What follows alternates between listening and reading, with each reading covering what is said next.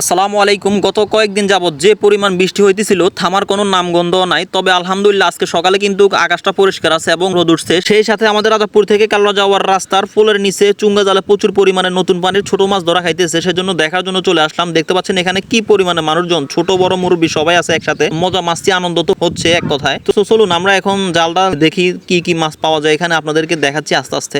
দেখতে পাচ্ছেন জাল টানা হচ্ছে এবং জালের মধ্যে মাছ দেখা যাইতেছে কম বেশ। নীল কালারের যে জালগুলো দেখতে পাচ্ছেন আপনারা, এগুলাকে আমাদের গ্রাম অঞ্চলে চুঙ্গা জাল বলে থাকে। আপনাদের অঞ্চলে কি জাল বলে থাকে অবশ্যই কমেন্ট করে জানাতে পারেন। আর এখানে দেখতে পাচ্ছেন ছোট সাইজের মাছ। এখন বর্তমানে যেহেতু জমিতে নতুন পানির বৃষ্টি হয়েছে, মাছগুলো আস্তে আস্তে বড় হবে, তারপরে না বড় মাছ আসবে। তবে এখন দেখতে পাচ্ছেন ছোট সাইজের যে মাছগুলো আছে, মাছের পোনাগুলো আছে, সেগুলোই মূলত আসতেছে। দেখতে পাচ্ছেন এই হচ্ছে মাছ। আলহামদুলিল্লাহ মাছগুলো কিন্তু আস্তে আস্তে আসতেছে।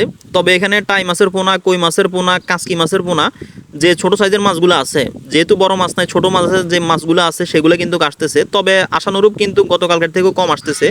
ওনাদের সাথে কথা বলছি, গতকালে কিন্তু এর চেয়ে দ্বিগুণ মাছ আসছিল, আজকে কিন্তু এর চেয়ে কিছুটা কম আসতেছে। আপনাদেরকে আমি যে মাছে তাদের বালতিটা আছে এখানে দেখাচ্ছি। দেখতে পাচ্ছেন পানি দিয়ে ফেলছে, কারণ এখানে পানি না দিলে মাছগুলো মরে যাবে, পচে যাবে।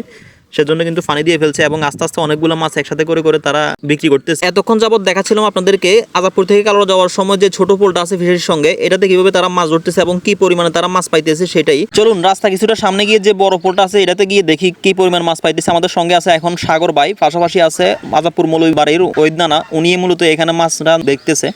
চলুন দেখা যাক কি পরিমাণ মাছ পায়। দেখতে পাচ্ছেন এখানে আরো একটা চুঙ্গা জাল বসেছে। তবে এখানে পানির স্রোতটা কিছুটা কম, যেহেতু এখানে পাশে কিন্তু বাড়িঘর হয়ে গেছে, তো পানির স্রোতটা কিন্তু কমে গেছে। দেখা যাক আলহামদুলিল্লাহ তারা এখানে কি পরিমাণে পায়। তবে দেখা যাচ্ছে তেমন একটা মাছ নাই, ওইখানেতেও কিছুটা কম এখানে মাছ। দেখতে পাচ্ছেন এগুলো হচ্ছে এক সাহুনির মাছ, আর উনি পলিথিন দিয়ে মাছগুলো সংগ্রহ করতেছে। দেখতে পাচ্ছেন পলিথিনের মাছ, টাকি মাছের পোনা, কই মাছের পোনা বা কাঁচকি মাছের পোনা, মূলত এই মাছগুলোই সবচেয়ে বেশি পাওয়া যাচ্ছে এখন। তবে আমার কাছে মনে হয় এখানে যে মাছের সাইজগুলো আছে সবগুলোই ঢেউর কিংবা আন্তার মাছের সাইজ। দেখতে পাচ্ছেন ছোট সাইজের মাছগুলো, এগুলো কিন্তু এখনো জালের মাছ তেমন একটা হয় নাই, বা কারেন্ট জাল যে বসানোর মাছ তেমন একটা হয় নাই। তবে এখানে মাছগুলো ছোট সাইজের দেখে অনেকে আমাকে জ্ঞান দিতে পারেন, অথবা তবে এই ভিডিওটা দেখে অনেকের ভালো না লাগতে পারে, আমাকে জ্ঞান দিতে পারেন অথবা বকা দিতে পারেন, বলতে পারেন যে ভাই মাছগুলো বড় হলে তো আরো অনেকগুলো মাছ হতো, তাহলে কিন্তু অনেক মানুষে খেতে পারতো। আসলে ভাই এই মাছগুলো যদি এখান দিয়ে চলে যেত তাহলে কিন্তু গাঙের মধ্যে বা ছোট নদীর মধ্যে বিয়াল বসানো আছে, সেখানে গিয়ে অবশ্যই মাছগুলো ধরা পড়ে যেত। আর আমরা এখন অবস্থান করতেছি কুমিল্লা সদর দক্ষিণ লালমাই উপজেলার আজাদপুর থেকে কালোয়া যাওয়ার সময় রাস্তার মাঝামাঝি অংশে। দেখতে পাচ্ছেন আবহাওয়া অনেক ভালো আলহামদুলিল্লাহ। আজকে কিন্তু